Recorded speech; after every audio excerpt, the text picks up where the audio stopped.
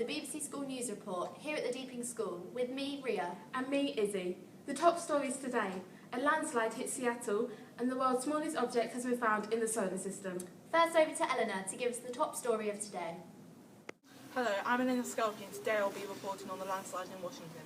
A devastation beyond imagination was how the Washington Governor, Jay Inslee, described the recent landslide which hit north of Seattle near a little town called Ozark. The 177-foot wall of mud was one of the worst recent landslides since 2010, when the landslide hit the northwest of China, killing at least 1,200 people. Family members and volunteers are using their bare hands to try and shift the wreckage to find the missing people. 6 more bodies have recently been discovered, which raises the death toll to 14. However, 176 people still remain unaccounted for. We interviewed some teachers on their thoughts on the landslide. The landslide could have been prevented. I'm not sure about the type of geology of the area, but I would assume that if it's somewhere where they've had landslides before, then they could have put measures in place, like simple wire meshes to hold back the rocks. What effects do you think the landslide had? I think the biggest effects for Washington, because it's an MEDC, would have been on people's property. How long do you think it will take the people affected to recover from what's happened? I think the recovery time will be relatively quick because it's an MEDC. However, I don't think the people who've lost family members will ever recover. Now back to the news team. And now over to Lara, reporting on the asteroid discovery. Hello, I'm Lara Brent and I'm reporting to you about the new-found rings of Chiricahua. The asteroid known as Chiricahua has been confirmed as the smallest object in our solar system to have an encircling band of material or a ring system. The asteroid itself is only 250 kilometres wide, but it appears to have 2 rings of 7 and 3 kilometres wide, which have a gap of 9 kilometres in between. Scientists believe these rings are composed of ice particles and rock fragments. They think that using this discovery we may be able to discover if the Earth has rings like these a long time ago.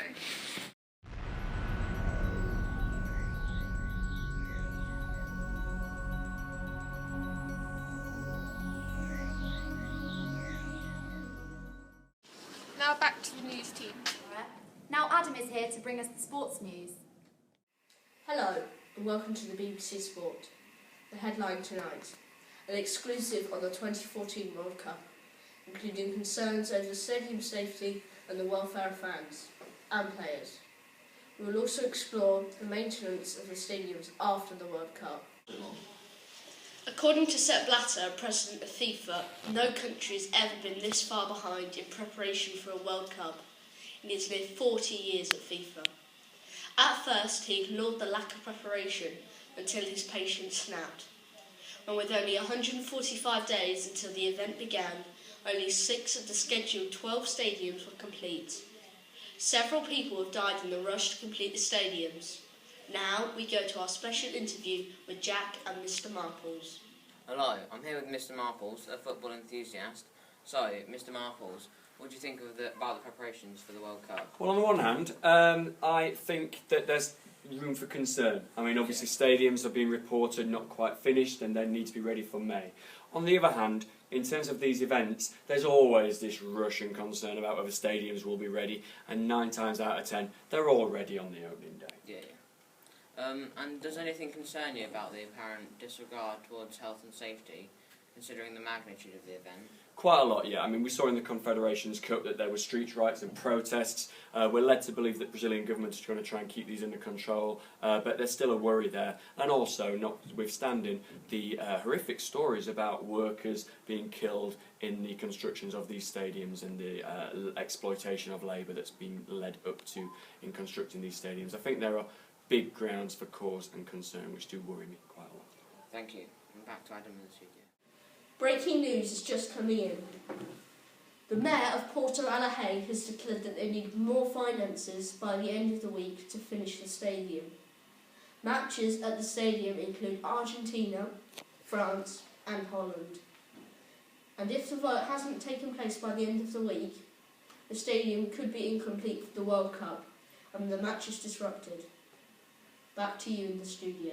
Jack and Heather, our local correspondents, are here with the news from the Deepings School. Good afternoon and welcome to the Deepings School's BBC News Report.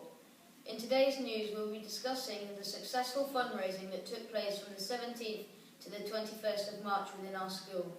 This included a staff versus sixth form football match, a staff versus students bake-off, a sponsored run or swim, and some students even went the extra mile and handcuffed themselves to one another for the day. First of all, we go over to Caitlin with Mrs Robertson, our sports relief coordinator. I'm here with Miss Robertson, who's the coordinator for sport relief at the school. What are the advantages of being in a partnership with sport relief? We access lots of different exciting opportunities for our students within the school. So we have the opportunity to send some students down to sport and comic relief to experience work experience down there. So they get to shadow employees at the organisation to see how it works firsthand. We also have access to events such as the Sport Relief Mile on the London Mall. We took some students down there 2 years ago and they had the opportunity to meet a huge array of celebrities. We also have the opportunity this year to take some students into some of the projects locally that benefit from some of the money, so our students can experience firsthand the benefits of being involved in such partnerships.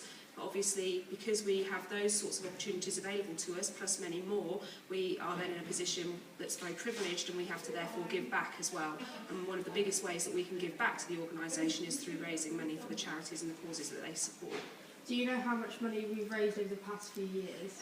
Over the last 4 years, we've raised in excess of £20,000, which ranks us in the top 5 schools within the country for the amount of money that we've raised over that period of time. And do you know where this money goes to?